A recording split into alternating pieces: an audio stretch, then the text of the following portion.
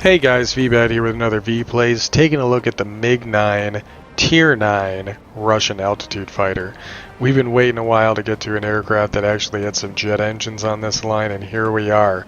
The MiG-9 is a very capable platform in game, and is going to be the first sign of what I think we can expect with the MiG-15 just at Tier 9. Thing can skyrocket into the air using these two powerful Jumo jet engines, and also sports the same gun configuration we see on the I-250, although you do get to plus up to those Tier 10 23mm cannons. That means that the 23mm cannons, when fully upgraded, are going to be providing a lion's share of the damage coming out of this aircraft. The damage total is 630 damage per second, but the 37mm you carry over from the 250 only does 290 damage. So yeah, a lot of that's coming from those 223s. The other thing is that those 223s can reach out to 2,600 feet, while the 37 can only get out to 2,000. So you got to be a little bit wary of those differences, but when that 37 hits, it does cripple aircraft, and you can see we took the engine out of that Spitfire fairly easily, and the 23 surprisingly start a lot of aircraft on fire. You saw that aircraft was on fire as well. But because of this high damage output, although it's very bursty and not very sustained, is great for getting into these engagements where you just, come on back, where you just burst out a few big hits with that 37 and then let the 23s go to work on them. It really is a lot more enjoyable than when I was flying in my FJ1 and I felt like I was just continually hitting targets with machine gun rounds, hoping to eventually kill the target. I mean, I say that, but the FJ1 was a fine aircraft and I really did enjoy it, but having cannons definitely changes the way that you fly the airframe, because you don't have that sustained damage that you did with that aircraft. Alright, let's come on back here. We got two ground attackers. I like to run on Alpine, Alpine, I like to go after the airfield in this configuration right off the bat. The reason I like to do that is now we're intercepting them while they're at their mining plants, so we're kind of putting them on the defensive. And as we kill these aircraft, we're also capturing the zone. The enemy's doing the same thing on the other side, and you'll see here that they end up getting the mining plant before we do.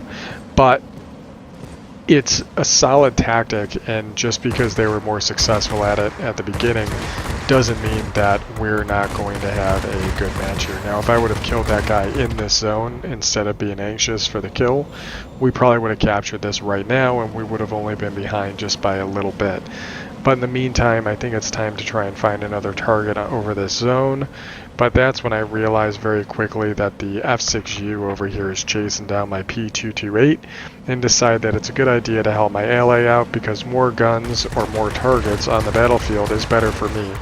Because while I can fly around and brawl pretty well at this tier, I would rather have some of my allies giving me a hand, even if they are a bot. Here's an F7U at a fairly high altitude. I'm going to have to try this out. My F7U, when I was talking about the operating above your limits, my F7U has very similar stats to that of the Hunter. And if the Hunter does fairly well up at a high altitude, maybe my F7U will do well as well. Alright, so we're getting the big hits with the cannons, and we also lit the airframe on fire, and no engine, on fire, aircraft pretty much wiped out in a single pass with this aircraft. Concentrating near the plant. Be extremely careful. You can already see that we're chunking away at them on the other side of the map. They've already gotten their mining facility down to nearly half at this point, and the airfield has been knocked pretty far out. So as long as I can maintain this zone at full capture, we are going to be a bit ahead, and I'm just waiting for my allies to finish capturing that zone. And we do have quite a few friendlies here. You can see that our P228 is still flying around. because he's engaging in the middle. So it's nice that he's still here and able to help. I see this 211's on me, so I'm trying to get around on him. Oh, J7W1. Oh no, I take it back, that's a W2. And now we've got 2 more of these things up at altitude. You gotta be kidding me. There's a lot of these in this fight, and they're flying up at around 6,000 feet, so not too bad. Now I could keep following this aircraft down, but he's gonna get me into a turn fight, so why bother? Now I'm gonna follow on this P228, because what do altitude fighters love? They love chewing on heavy aircraft. Heavy fighters that they can't outrun you, they can't outmaneuver you, and you still have enough damage to be able to knock them out fairly quickly. Although that P228's trying to make a liar out of me. Rather than going after that ground attacker on my left, I decide I'm going to vector in on this 1099 because he's at lower health and he's directly over the capture zone here. So, oh, thank you for taking him out. That was actually Forrest, the P228 we saved earlier. So I go back to what I said earlier. Trust your bots; they can help you out, even if they're not that smart. Coming back around on the IL-40 here, that other IL-40 that's kind of hitting us with a tail gunner right now. Yeah, fire. See ya. That one's actually a player, so got to be a little bit wary that if he's paying attention, he could really hurt us. I'm not sure why he decides just to go straight here, but maybe he realizes how much red is around him right now, because look at this, we have 1, 2, 3, 4, 5, 6, 7 aircraft over this one site, and he went straight through the middle of it. Knocked him out. Both of those mining plants are about to tick over, and the max on this battlefield is going to be 600 points, so ticking away. Are we going to get there before we even hit squall line? That's too funny. Yep. Pretty quick match. We managed to get 12,800 personal experience and #1 on the team, but I do believe that my ally in the J7W2 is the one that captured the airfield on the other side and put us in good positioning, so hats off to you, sir. Thank you for the help and making this a successful battle. Meanwhile, with the MiG-9, I got to showcase some of its capabilities. So let's get to the end result screen and cover how we did. Alright, so here we are in the end results screen. We managed to knock out 15,795 experience, but a lot of that has to do with the fact that we were finishing up an upgrade implementation booster, which doubles the amount of base experience. Add into that this was the first victory of the day, which is a ×3 for this weekend, and a premium account, and you are now looking at a massive income of experience, and pilot experience ended up being boosted fairly high as well due to the emblems and the paint scheme and everything else. So this is the MiG-9. This is the MiG-9. The MiG-9 is going to be the next iteration of the altitude fighters after the I-250, and we fully upgraded this platform.